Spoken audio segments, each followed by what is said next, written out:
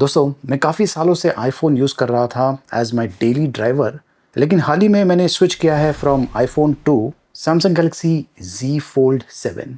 अब ये जो स्विच है ये मैंने क्यों किया है, इसके बारे में मैं आपको इस वीडियो में बताने वाला हूँ। प्लस क्योंकि मैं इसे एज़ अ डेली ड्राइवर की तरह यूज़ कर रहा हूँ, मेरा एक्सपीरियंस कैसा रहा उसके बारे में मैं आपको बताने वाला हूँ। और हो सकता है कि आप में से कुछ लोग शायद अनफ़ोल्ड स्विच करना चाहे। देखते रहिए। देखिए, यहाँ पर मैं एक चीज़ क्लियर कर देता हूँ। ये जो आईफ़ोन है इसमें फ़ोल्ड फंक्शनैलिटी नहीं है, इसमें फ़ोल्ड फंक्शनैलिटी दिया हुआ है। ऑफ़ कोर्स ये एक रीज़न है ये जो फ़ोल्ड फ़ोन है इसे यूज़ करने का, लेकिन इसके अलावा भी बहुत सारे ऐसे रीज़न्स हैं जिनके कारण मैंने ये स्विच किया है। तो सबसे बड़ा रीज़न स्विच करने का ये था कि मेरा जो यूसेज पैटर्न है आईफ़ोन के साथ में, यहाँ पर बेसिकली जो आईफ़ोन है इसे मैं यूज़ करता था for normal activities, video watching के लिए, प्रोडक्टिव वर्क के लिए, फ़ोटोज़ के लिए, वीडियो रिकॉर्डिंग के लिए। और जब मुझे कुछ टाइपिंग वर्क करना पड़ता है या फिर एडिटिंग वर्क करना पड़ता है तो वो भी मैं इस फ़ोन पे करता था। लेकिन इसका जो स्क्रीन साइज़ है काफ़ी छोटा है और ख़ास करके मल्टीटास्किंग में मुझे काफ़ी इशू आता था, क्योंकि जो स्क्रीन एरिया है ये काफ़ी छोटा है।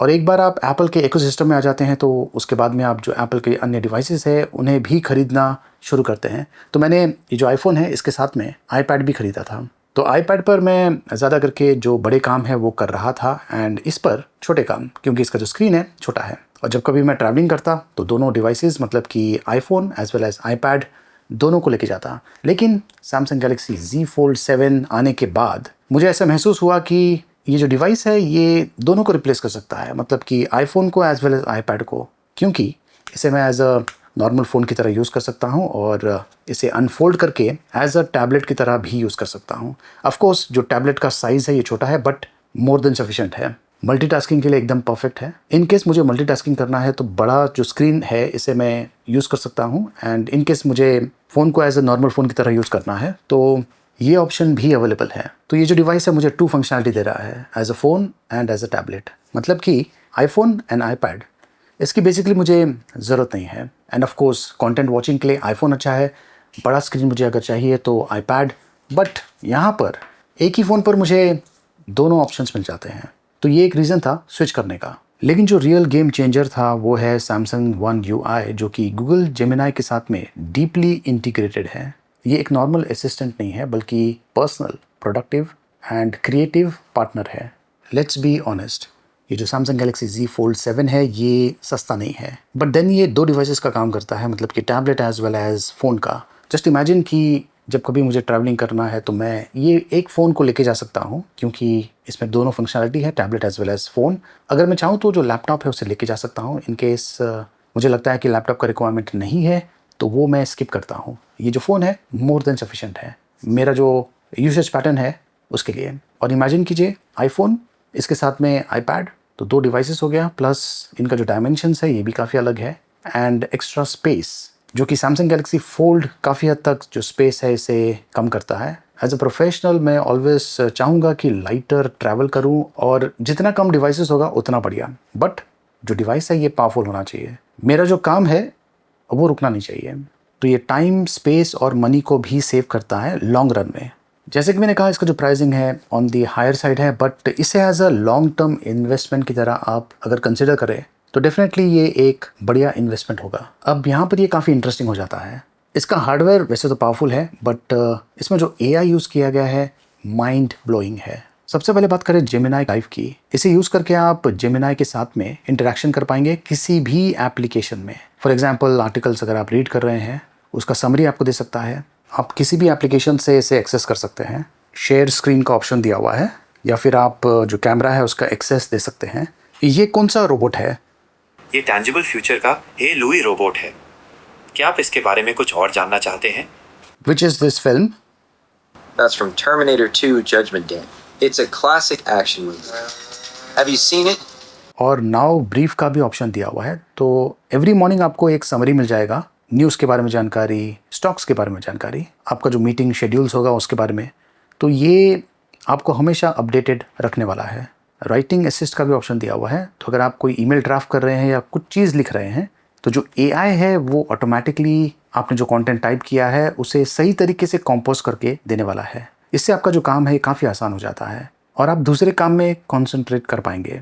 ट्रांसक्रिप्ट असिस्ट का भी ऑप्शन दिया हुआ है। अगर मैं वॉइस नोट्स रिकॉर्ड करता हूँ या फिर इंटरव्यू को रिकॉर्ड करता हूँ तो ये ऑटोमेटिकली ट्रांसक्राइब करता है, मतलब कि voice to text. Now let's be real, the Galaxy Z Fold 7 isn't cheap, it's a premium device, but here's how I see it।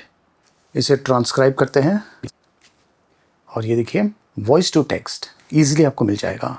Students के लिए मीटिंग्स में ये बहुत ही बढ़िया ऑप्शन है, और इनफैक्ट अगर मल्टीपल स्पीकर्स होंगे तो उन्हें भी ये डिटेक्ट कर सकता है, और अकॉर्डिंगली आपको जो ट्रांसक्रिप्ट है वो मिलने वाला है।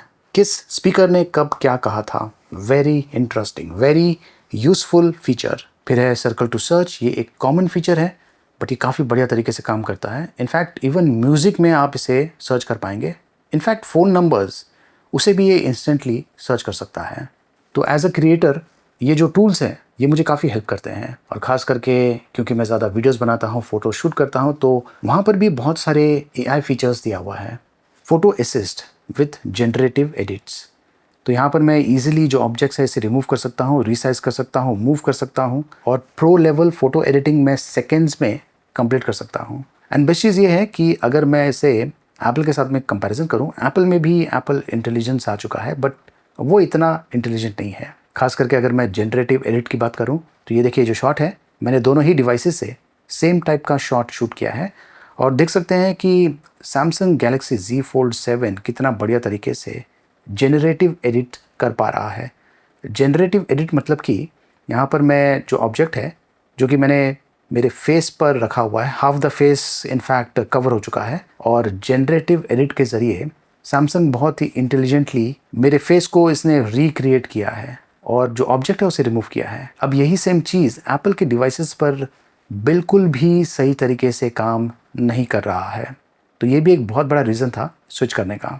इंस्टेंट स्लो मोशन, अगर आपने कोई वीडियो शूट किया हुआ है उसे आप इंस्टेंटली स्लो मोशन क्लिप में कन्वर्ट कर सकते हैं थैंक्स टू AI। और ये जो हैंडसेट है इसमें 200 मेगापिक्सल का अल्ट्रा कैमरा दिया हुआ है जो कि इनसेन डिटेल्स को कैप्चर करता है, और आप AI यूज़ कर सकते हैं शॉट्स को एनहांस करने के लिए, बेटर क्लैरिटी, लाइटिंग, शार्पनेस। तो ये ना सिर्फ कॉम्पैक्ट सा डिवाइस है, 2-in-1 डिवाइस, बल्कि प्रो लेवल कैमरे के साथ में भी आता है। अब ये जो 200 मेगापिक्सल का प्राइमरी सेंसर है ये भी काफ़ी इंटरेस्टिंग है, क्योंकि हमने ये सेम चीज़ देखी थी सैमसंग गैलेक्सी S25 अल्ट्रा पर, और मैं यहाँ पर काफ़ी इंप्रेस इसलिए हूँ क्योंकि 200 मेगापिक्सल सेंसर इस फ़ोन पर फिट करना ये भी इतना आसान नहीं होगा। खास करके अगर आप इसका जो स्लिकनेस है वो देखें तो काफ़ी इम्प्रेसिव है 200 मेगापिक्सल सेंसर होना इस स्मार्टफोन पर। और बेस्ट चीज़ ये है कि ये जो 200 मेगापिक्सल का सेंसर है इसे यूज़ करके आप अपना सेल्फी भी शूट कर सकते हैं, क्योंकि ये जो फ्रंट डिस्प्ले है ये एज अ व्यू फाइंडर बन जाता है, मतलब कि इस तरीके से यहाँ पर आपको आपका जो फेस है वो दिख जाता है, तो हाई क्वालिटी में आप सेल्फी शूट कर पाएंगे। इनर डिस्प्ले का जो कैमरा है यहाँ पर AI टेक्नोलॉजी तो यूज़ नहीं किया गया है, लेकिन वीडियो कॉलिंग के लिए ये काफ़ी काम में आता है। वैसे आजकल ज़्यादा करके लोग वीडियो कॉलिंग करते हैं, और सबसे बड़ा डिसएडवांटेज वीडियो कॉलिंग के साथ में ये है, खास करके जब आपको आपका जो हैंड्स है उसे यूज़ नहीं करना है। फॉर एग्जांपल आईफोन पर आपको एक स्टैंड यूज़ करना पड़ेगा इसे इस तरीके से रखने के लिए, एंड वीडियो कॉलिंग आप कर पाएंगे। यहाँ पर ये सारी चीज़ें करने की ज़रूरत नहीं है, क्योंकि ये एक तरह से स्टैंड की तरह भी काम कर सकता है, तो ये एक तरह से एडेड एडवांटेज है। जितना बड़ा स्क्रीन उतना आसानी से आप मल्टीटास्किंग कर पाएंगे। मैं आपको एग्जांपल देता हूँ, आईफोन पर अगर मुझे मल्टीटास्किंग करना है तो मुझे बार बार स्विच करना पड़ता है एप्लीकेशन टू एप्लीकेशन, क्योंकि जो स्क्रीन है ये ऑलरेडी छोटा है। But Samsung Galaxy Z Fold 7 पर मैं 3 एप्लीकेशन को साइड बाय साइड ओपन कर सकता हूँ, और तीनों ही applications individually as a stand alone की तरह काम करते हैं। देख सकते हैं कि मूवी वॉचिंग कर रहा हूँ, नोट्स एंड फोटोज़ भी मैं चेक कर रहा हूँ, तो 3 एक्टिविटीज़ साइमल्टेनियसली मैं सैमसंग गैलेक्सी Z Fold 7 पर कर पाऊँगा। आईफोन पर इम्पॉसिबल। तो ये जो Z Fold 7 है ऐसा लगता है जैसे कि ये एक छोटा सा कॉम्पैक्ट सा पावरफुल सा मिनी कंप्यूटर है जो कि आप इजीली आपके पॉकेट में रख सकते हैं। एज अ कंटेंट क्रिएटर मैं अक्सर ट्रैवलिंग करता हूँ, और जब आप इंटरनेशनल ट्रैवलिंग करते हैं तो वहाँ पर भी ये जो फ़ोन है काफ़ी काम में आ सकता है, क्योंकि इसमें जो इंटरप्रेटर फीचर दिया हुआ है ये एक तरह से जो लैंग्वेज बैरियर है उसे ख़त्म करता है। बहुत सारे लैंग्वेज सपोर्ट के साथ में आता है। आप इजीली वॉइस के माध्यम से या टेक्स्ट के माध्यम से दूसरे व्यक्ति के साथ में कम्युनिकेट कर पाएंगे उनकी भाषा में, और जल्द ही इसमें इंडियन रीजनल लैंग्वेज सपोर्ट भी आने वाला है। तो जब मैंने स्विच किया था, मकसद ये नहीं था कि एप्पल के जो प्रोडक्ट्स हैं इन्हें डिसओन करना है, इसे आगे से यूज़ नहीं करना है, बल्कि इसलिए मैंने स्विच किया है क्योंकि ये जो Galaxy Z Fold 7 है ये मुझे ज़्यादा बेहतर ऑप्शन दे रहा है। मेरा जो वर्क है उसमें ये जो फ़ोन है ये काफ़ी बढ़िया तरीके से फिट होता है। आपको ये देखना है कि जो स्मार्टफोन है आपके यूज़ में आ सकता है या नहीं, उसके बेसिस पर आपको फ़ोन्स खरीदना है। जो हार्डवेयर रिफाइनमेंट्स किया हुआ है फोल्डेबल फ़ोन पर, ये भी एकदम प्रीमियम लेवल का है। जो कवर स्क्रीन है अब ये लार्जर है, ब्राइटर है, 2600 निट्स ब्राइटनेस के साथ में आता है। वैसे जब आप इसे फोल्ड फॉर्मेट में यूज़ करते हैं तो ये एक रेगुलर स्मार्टफोन की तरह दिखता है। साइज़ इसका बड़ा है बट अगर हम इसे आईफोन के साथ में कंपैरिजन करें साइड बाय साइड तो आईफोन के जितना ही है फोल्ड फॉर्मेट में। और जब आप इसे अनफोल्ड करते हैं तो ये आईफोन से भी ज़्यादा स्लिम है। तो ये एक बहुत ही बड़ा ह्यूज एडवांटेज हो जाता है। मतलब कि टैबलेट एंड फ़ोन ये सारी चीज़ें एक फ़ोन फॉर्मेट में। वैसे जो स्मार्टफोन है इसका जो फ्रंट डिस्प्ले है इस पर सिरेमिक शील्ड 2 यूज़ किया गया है और रियर साइड पर cornering gorilla glass Victus 2 protection दिया हुआ है। जो हिंज है ये भी काफ़ी स्ट्रॉन्ग है, IP48 प्रोटेक्शन के साथ में आता है। 5 लाख टाइम्स आप फोल्ड अनफोल्ड कर सकते हैं, सर्टिफाइड है। तो ये जो फ़ोन है ये टफ बिल्ड क्वालिटी से बना हुआ है, बिल्ड टू लास्ट। तो AI फीचर्स जैसे कि मैंने आपको बता दिया इसे बहुत ही इंटरेस्टिंग बनाता है और आप अपना जो काम है ये जल्दी कर पाएंगे एंड जो प्रोडक्टिविटी लेवल्स है उसे भी काफ़ी हद तक ये इंक्रीज़ करता है। जेमिनी AI Pro को भी आप इस फ़ोन पर एक्सपीरियंस कर पाएंगे क्योंकि इस phone Samsung Galaxy Z Fold 7 के साथ में 6 मंथ्स का AI Pro फ्री मिलता है, तो उसे डेफिनेटली आप यूज़ कीजिए। तो प्राइसिंग इसका definitely on the higher side है, लेकिन जब आपके पास कोई ऐसा डिवाइस आता है जो कि मल्टीपल डिवाइसेस को रिप्लेस कर सकता है, लाइट वेट है, स्लिम है एंड पॉकेटेबल है, तो I think worth the investment है। इनफैक्ट मैं कभी कभार तो लैपटॉप को भी घर में रख देता हूँ जब मैं ट्रैवलिंग करता हूँ। जब से मैंने ये स्विच किया है from iPhone to Samsung Galaxy Z Fold 7, मुझे ऐसा नहीं लग रहा है कि मैंने एक स्मार्टफोन से एक स्मार्टफोन पर स्विच किया है। मुझे ऐसा लग रहा है जैसे कि मैंने एक स्मार्टफोन से दी फ्यूचर ऑफ स्मार्टफोन में स्विच किया है। अगर आप ये खरीदना चाहते हैं, डिटेल्ड जानकारी मैंने वीडियो के डिस्क्रिप्शन में दिया हुआ है, देखते रहिए।